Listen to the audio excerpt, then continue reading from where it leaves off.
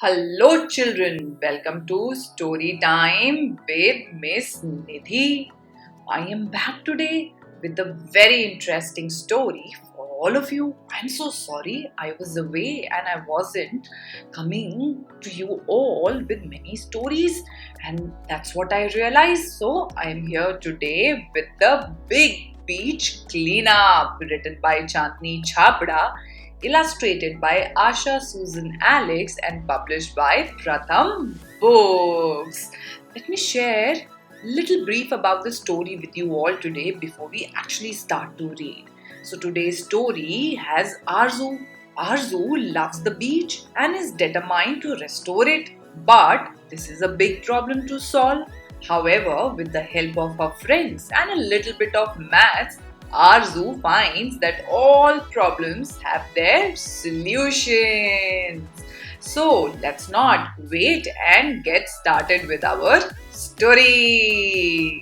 Arzu loved the beach more than any other place in the world. There, she could watch her favorite animal, play her favorite game, and have her favorite drink, coconut water. I love coconut water too. I find it so yum. And do you all know that Arzu would go to the beach as often as she could with her best friend Ummi? One afternoon, they found Thatta decorating his coconut stall. Tata, which beach is this? Asked Arzu, pointing at a photograph. It's so clean and beautiful, said Meet. Tata told them how he grew up on this very beach. He would play barefoot and take naps on the sand without having to worry about pieces of glass or garbage. It was heaven. It pains me that you will never see it like that. The next day in school, Arzu told her entire class about Thatta's old photos and stories. She described how beautiful the beach once was. We have to do something, and I have a plan. Everyone wanted to help. Arzu showed them the map she had made. She had drawn the whole beach and divided it into 4 equal parts or quarters. The plan was to divide themselves into 4 equal teams. Since there were 16 children in the class, this meant that each team would have 4 children. Each team would collect and separate garbage from 1 quarter of the beach. Arzu, maybe each team can also be divided into 2 equal parts. One half of the team can collect garbage and the other half can separate it, said Diya. That's a great idea, Arzu replied. Half of 4 is 2, so 2 of us will collect and 2 will separate. Wow! I never thought we would use all this maths class stuff to solve real problems, said Umid. Why do you think we are learning maths? Asked Arzu, giggling. So on Saturday, which was also Thatta's day off, all the children got together at the beach. They divided their tools into how many equal parts? 4 equal parts. So, chapati tongs for picking sharp or dirty things. The total quantity was 8.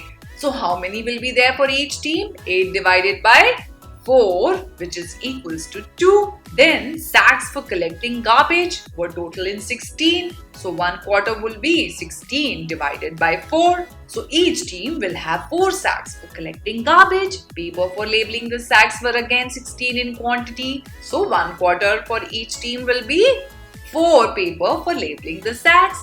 And then pens for writing on the labels were 4. So each team got how many? 1 each, because we are dividing the total quantity into 1 quarter for each team. So R1, the entire team started off, as decided. Half the team collected the garbage, half the team separated the garbage. That's how they went on to the hour 2, hour 3, and they put in so much hard work for 4 hours that all the children could manage to collect all possible garbage and separate it and pack it in 4 hours. So at sunset, Abu arrived as promised with the garbage truck. He weighed all the sacks before loading them. Can you imagine? the children had collected 120 kg of garbage. There are 30 kg of glass and paper which can be recycled, he said.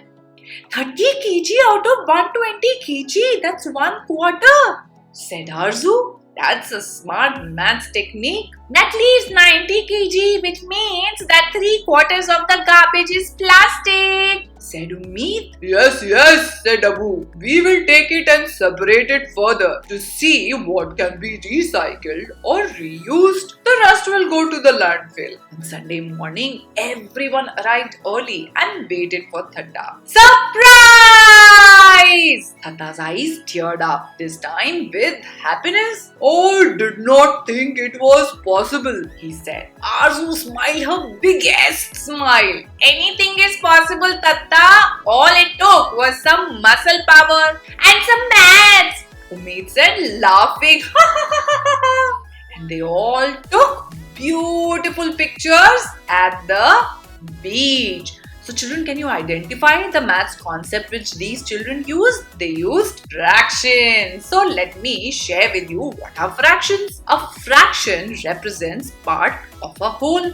If we divide the whole into two equal parts, each part is 1/2 or half. If we divide the whole into 4 equal parts, each part is 1/4 or a quarter. So I have a problem for you. I'm going to read this problem and the problem statements which you would need to find answer to. So once I am done reading, I would suggest that you pause this video and give it a try to solve these problems. So let's read our problem statement. Find some fractions with Arzu and Umid.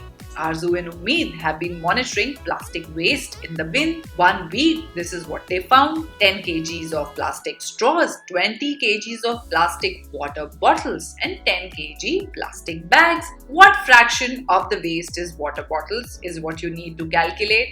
Then what fraction of the waste could be reduced if all the stalls kept paper straws?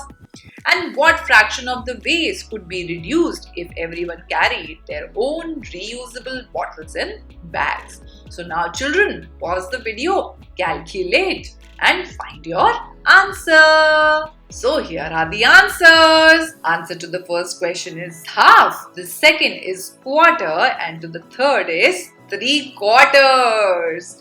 I hope you all enjoyed this wonderful story with me today. Nidhi Auntie is going to be back with some more exciting and fun stories for all of you soon. Till then, keep reading, stay tuned. Tata, bye bye.